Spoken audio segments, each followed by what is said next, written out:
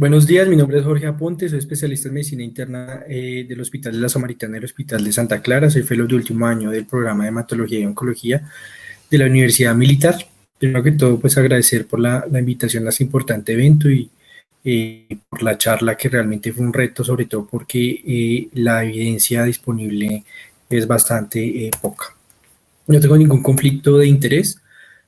Vamos a arrancar con algunas generalidades de la monitoría de la coagulación del adulto mayor. Y es importante tener en cuenta que hay cambios fisiológicos que ocurren a lo largo de la vida.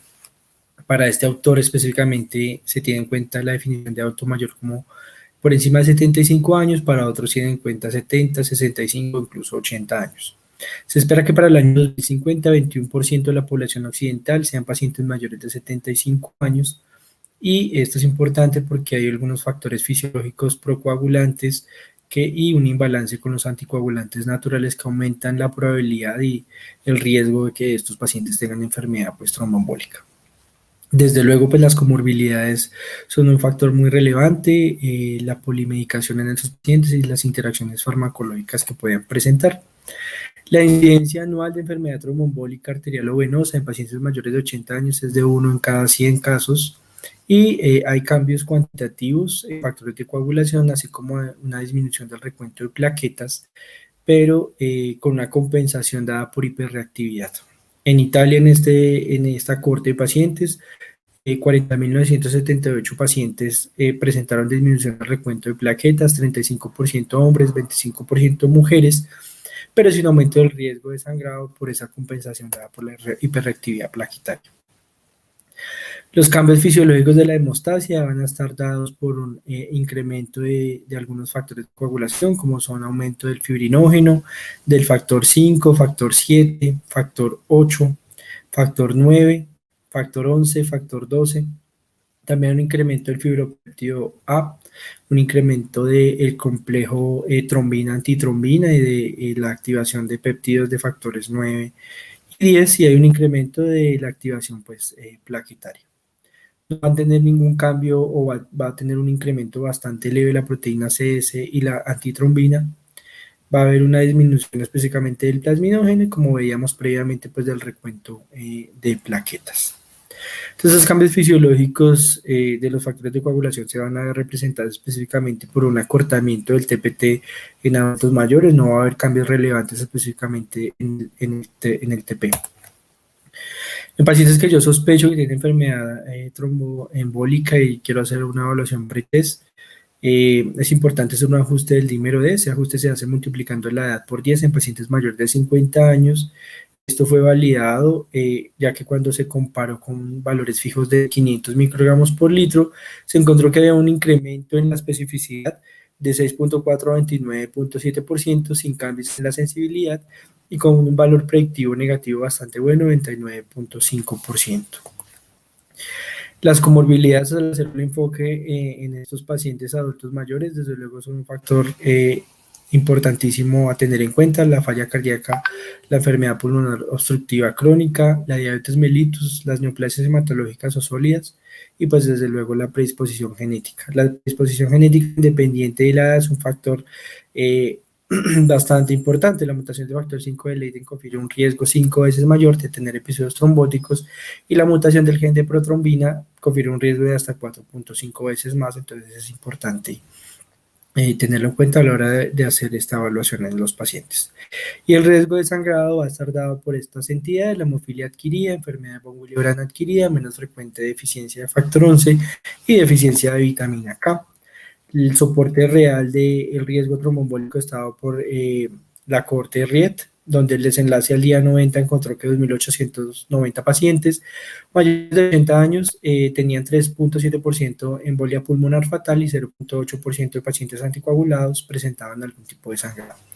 Y la cohorte suiza, con 644 pacientes, tenían más mortalidad por embolismo pulmonar masivo en adultos mayores, con un hazard ratio de 4.96, estadísticamente significativo. Cuando yo hago una aproximación diagnóstica al sangrado en los adultos mayores, pues tengo que tener en cuenta específicamente la historia clínica, la exploración física, el apoyo del laboratorio, indagar siempre, hacer una anamnesis completa sobre el tipo de sangrado que presentó el paciente o que ha presentado el paciente, si es mayor o menor, si es espontáneo o es provocado, si es simplemente de mucosas o tiene algún otro tipo de sangrado, o si es superficial o profundo, si amenaza la vida del paciente o si ha presentado algún tipo de sangrado con retos hemostáticos previos. Desde luego, pues los antecedentes familiares son importantísimos en este escenario.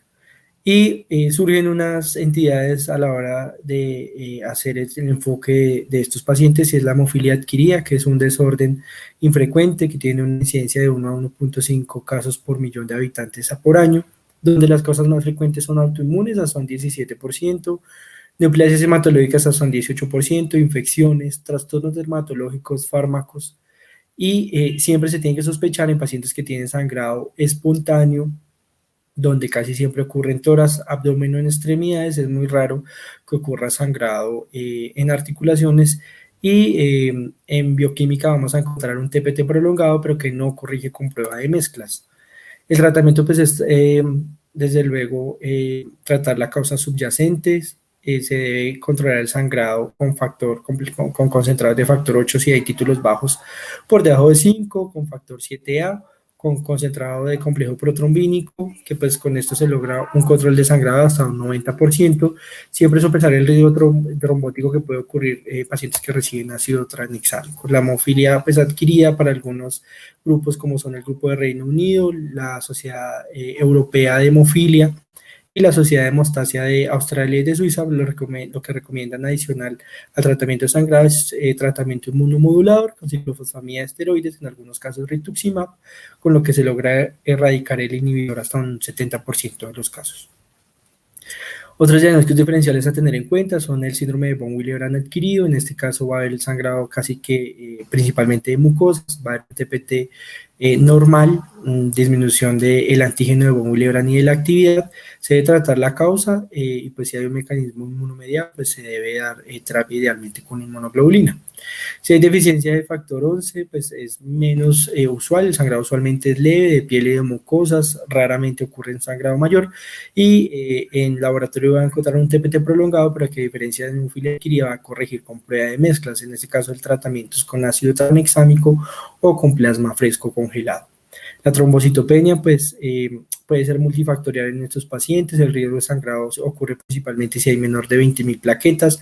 Las causas son hipoproducción, destrucción, secuestro, consumo, y a diferencia de pacientes jóvenes, los adultos mayores que presentan trombocitopenia casi siempre tienen como causa subyacente una neoplasia hematológica no diagnosticada. La deficiencia de vitamina K tiene múltiples causas: malnutrición, malabsorción, nutrición parenteral, tratamiento antimicrobiano, colestasis, sangrado espontáneo. En este caso, pues vamos a encontrar un INR prolongado y se debe tratar la causa subyacente y dar suplencia de vitamina K. Quise traerles este estudio que evalúa una cohorte de pacientes mexicanos, adultos mayores, donde se evaluaban los factores de coagulación y el plasminógeno. En total fueron 244 pacientes, 139 mujeres, 105 hombres. Se categorizaron por estos grupos etarios que ustedes ven acá, y lo que se quiso evaluar es el fibrinógeno, los diferentes factores de coagulación y los cambios que tenían por la década el género. Se encontró que el factor 10 y el fibrinógeno tenían cambios tanto por el incremento de la edad y por el género. El factor 2 y el 12 se cambiaban solamente por el género, pero no por el grupo etario. Los factores 2, 5, 8, proteína CS, plasminógeno por la década, y los factores 9, 11 y la antitromina no tenían ningún tipo de modificación. Esta es la gráfica de los rangos etarios que estaban en este escenario. Aquí están, digamos, en las tablas lo más relevante, que es el fibrinógeno, que se ve incrementado a lo largo de los años y es más frecuente en mujeres. El factor 7, como hay una disminución y es un poco, tiene títulos un poco más altos en mujeres que en hombres. El factor 10 también tiene un comportamiento bastante similar, un poco mayor en mujeres que en hombres. Y el factor 12, pues sí tiene títulos que son un poco más homogéneos a lo largo de las décadas, pero son también más elevados en mujeres que en hombres. Las recomendaciones finalmente que ellos dan es que los resultados deberían evaluarse a la luz del género y de la edad, y lo que encontraron acá es que el fibrinógeno es mayor en mujeres que en hombres, que aumenta con la edad y que debería hacerse una categorización por década y por género. En cuanto al factor 10, la variable es bastante similar, solo que disminuye con la edad. Factor 2 y factor 5 no tienen ningún cambio con el género, pero disminuyen con la edad. Y factor 8 y proteína S realmente no tienen cambio con género, pero aumentan a lo largo que pasan pues, los años. Entonces digamos que esas son las recomendaciones que ellos hacen. Es una población bastante similar a la nuestra, por lo cual pues creí relevante traer este estudio a la revisión. Y este estudio que evaluó los parámetros de referencia en pacientes adultos mayores fue un estudio de verificación donde se incluyeron 60 pacientes, 30 hombres y 30 mujeres, se hizo medición de TP, TPT, fibrinógeno y se hizo evaluación de tromboelastografía y ellos lo que evaluaron es cuál era el comportamiento en adultos mayores respecto a la población general. Encontraron que todos los resultados de TP se encontraban dentro de los intervalos de referencia, no había ningún cambio, y los resultados del TPT, 54, es decir, el 90% de las muestras de TPT estaban en el percentil más bajo. Menor del percentil 54, 6.7% estaban fuera del intervalo de referencia. Sí, esto está relacionado con el aumento de los factores procoagulantes y pues con un acortamiento del TPT, que es, digamos, lo que se encuentra fisiológicamente en estos pacientes y adultos mayores. Aquí está la gráfica del TPT, donde vemos cómo está acortado con respecto a la mediana y el comportamiento es similar en mujeres y en hombres. Cuando se quería evaluar el fibrinógeno, 98% de la prueba de fibrinógeno pues estaba en rango de referencia en títulos más altos en mujeres, pero pues realmente estaban dentro del rango de referencia respecto a la población general.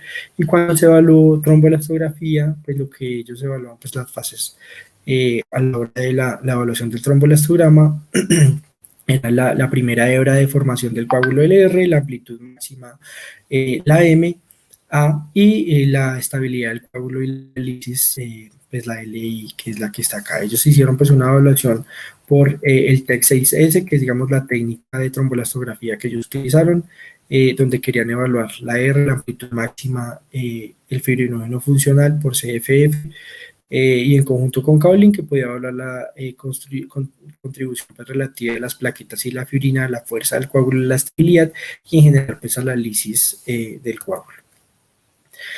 En conclusión, pues ellos que encontraron que cuando evaluaban el R en el tromboelastograma encontraron que 23.3% la cinética del coágulo, los resultados estuvieron por encima del intervalo de referencia. Esto pues está relacionado con un estado procoagulante fisiológico en esta población de adultos mayores, y 18.3 cuando evaluaban con Kaolin y heparinasa, pues también evaluando el R, estaban por encima de los valores de referencia. Aquí están los diferentes imágenes cuando evaluaban la cinética con Kaolin o en esta gráfica de con Kaolin más heparinasa.